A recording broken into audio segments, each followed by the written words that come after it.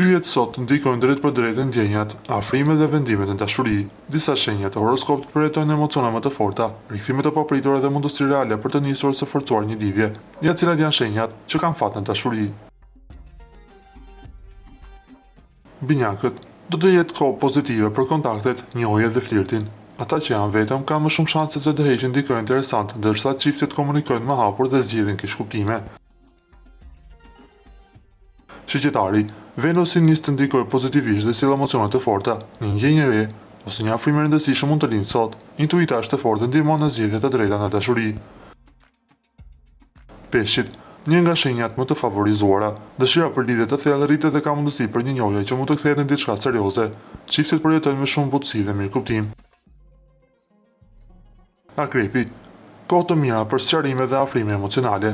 Problemet e ditëve të kaluara mund të kapërcehen dhe marrëdhëniet forcohen, sidomos nëse kanë ndjenja të sinqerta.